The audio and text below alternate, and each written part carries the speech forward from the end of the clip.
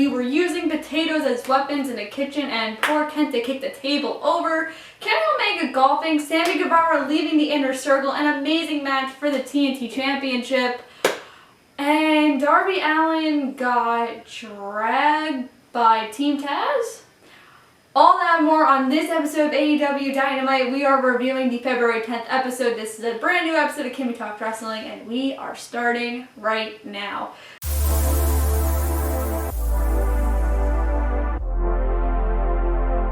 The Forbidden Door is open. Like Tony Khan said on Tuesday during Impact, he is the quote-unquote Forbidden Door. And now that New Japan and AEW seem to have some type of relationship going on, we have talked about it. Kenta in the main event. Oh my lord. And that is where we are going to start. It was Kenta and Jon Moxley versus Lance Archer and Kenny Omega. This match was off the charts.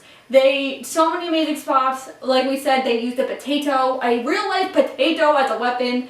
I believe it was Moxley who threw the box of potatoes, and then Lance Archer just picked up one and hit Kenta. Was it Kenta? I think it was Kenta. Hit Kenta with it. They were in the kitchen. They were kind of through the stands. It was insane. But a poor spot had happened where Kenta was jumping from the announcer's booth to one of the tables where Doc is, and instead of his feet actually landing on Moxley, he accidentally kicked the table, which kind of sucked. But it was a good match, and of course, you know, the Good Brothers had to come out. The Good Brothers interfere, and Jake Roberts actually got in the ring and hit a couple moves himself. And of course, Kenny and Kenta get the win. And this makes Kenta looking strong going into February 26th, where it will be him and Moxley for the IWGP United States Championship. But is this the last we're going to see of New Japan? And also to kick off the night, we had, of course, Joey Janela versus Darby Allin for the TNT Championship. And one thing I will mention is they very much strictly said last week, Team Taz is going to be watching from ringside, and Sting's going to be watching from ringside. You know who was at ringside? Nobody. Why are you lying to me? No one was there. Regardless, this was an amazing match. Such a great way to kick off an amazing episode of Dynamite. These two have had chemistry as they traveled all across the Indies together, as the commentators made tribute to. And this match maybe went for about 10-15 minutes, but it was still really good. Darby Allin got the win, but sadly his night was not over, because for the 15th week in a row, we have another Sting interview. Woohoo! AEW, stop doing these. You do them every week and they're pointless. Do something else, please. But this one was a tad different, because before Sting could even get a word out, Team Taz interrupts, and they show Taz, and they show Will Hobbs, and then Taz goes, well, we're going to show our Darby Allin, Team Tazland. And you see in the back, well, not even in the back, on the street, attached to the car that Taz is driving, you see Brian Cage and Ricky Starks, and a body bag with you-know-who, Darby Allin in it, and Team Taz coach driving off with Darby Allin. This was a super creative segment, but this could have just been a regular backstage segment, because we had 15 million of them last night. So I'd rather it be not really involving Sting, because like I said, we've done these Sting interviews every single week consistently, and I want to see Sting do something else. TBH, just my opinion. But I'm excited to see what we're doing next week, because Sting is apparently calling out Team Taz. What else is new? But speaking of groups and factions, we have to look to the Inner Circle, because it's down a member. Sammy Guevara and MJF meet in the Inner Circle locker room, where Sammy talks to MJF saying, you keep screwing me over, I'm done with this, why are you trying to do this? You're trying to take over the Inner Circle from Jericho, I know what you're doing. MJF's very sly, I might add, takes his phone out of his pocket, lands on the table. And MJF's like, that's not true, you're in your head too much. And Sammy goes, what do you want me to say? I hate Chris Jericho and I hate the Inner Circle. And MJF goes, that's exactly all I need, because he was going to give that phone to Jericho to prove that Sammy Guevara was hijacking the Inner Circle. Guevara grabs his phone, smashes against the wall, hits him in the ribs. Now, Chris Jericho acting like a father, I may add. They're doing a backstage interview, all of them with Dasha Gonzalez, but MJF is missing. MJF then comes with his ribs taped. Did you see what happened? Sammy punched me. Jericho's like, what do you mean Sammy punched me? He hit me. He hit me. It was very funny. And then after MJF and Chris Jericho get the win over the Acclaimed in a very good match, I might add, Sammy Guevara kind of came out and looked at Jericho and said, on December 9th, right here on Dynamite, I told you if one more thing happened where I got screwed over by the Inner Circle, I was done. And I'm here to tell you I'm done.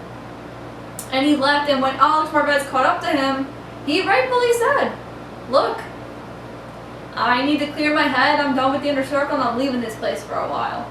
So what does a while mean? Like, are we gonna I believe it's 3 weeks? 2 weeks? I think it's 2 weeks till, if I'm getting my week, no, 3 weeks.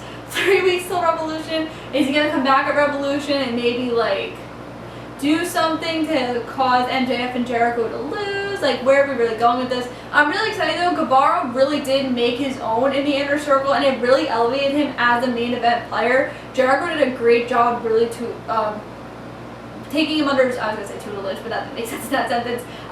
Jericho did a great job taking Guevara under his ring, so I'm really excited to see where we're going from here. But I'm just hoping we're not bringing up the Inner Circle so soon and we're rushing this for no apparent reason, because if we're getting Chris Jericho and MJF too, I would rather that take place at Double or Nothing in May, and it's only February. So, oof. But, MJF, Jericho, Acclaimed, good match. And speaking of tag team champions, the Young Bucks then said, why are we gonna wait till Revolution to defend our titles? And it was announced that next week it will be Santana and Ortiz versus the Young Bucks for the tag team championships. I'm so excited. Woo! But Adam Page signed a deal with Matt Hardy. Now, I don't necessarily like how Adam is just going from group to group to group to group, because I do believe that the main goal is the person that is going to eventually take that title off of Kenny Omega is going to be Hangman Page. I don't believe it's going to be anybody else at all. But the fact that, turn down the Inner Circle. Well, not really turn down the Inner Circle, because they didn't do anything then. That's not what I meant. I meant the Dark Order. Turn down Dark Order. Didn't want to be involved with the Elite at all. And now teaming in with Paige, I don't really know. It's not really for me. I mean, I would really rather, Adams just start from the bottom and then build momentum, because I do want a long title reign out of Kenny.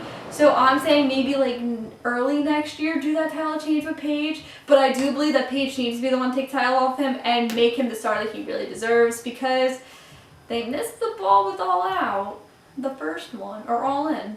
No, it was All Out, I was right. So fix your mistake, AEW. But that was really it. I thought AEW was a really good card. All the wrestling was really stacked. The promos, there was a lot of backstage segments, more than I anticipated. But the show was really good. The one thing I will mention too, it was very often that it was very obvious that it was pre-taped, just because when in the main event, when they were all coming from the kitchen, they literally showed highlights in the middle of the match, and I was like, Jim, what are you, production team, Jim Ross, anybody, what are you doing? Why? But that was really, that and the Matt Hardy, Adam Page thing was really my only flaw. The rest of Dynamite was so good. We're on the road to Revolution. I'm super excited for it. I'm super excited for the next coming Dynamite. And hey, anything's better than Monday Night Raw, guy, right? Make sure to like this video, comment what you guys thought about AEW Dynamite, early predictions for what you think's gonna happen at Revolution. Make sure to subscribe, click that bell for notifications, and I will be back Friday with a predictions video that is a little different than what we usually do. Saturday with my SmackDown review, and of course Monday morning with our NXT Vengeance Day review. I don't know why they didn't call it St. Valentine's Day Massacre. That was a missed opportunity. Triple H, really? But that's it for me. I'll see you guys in the next video. Bye guys.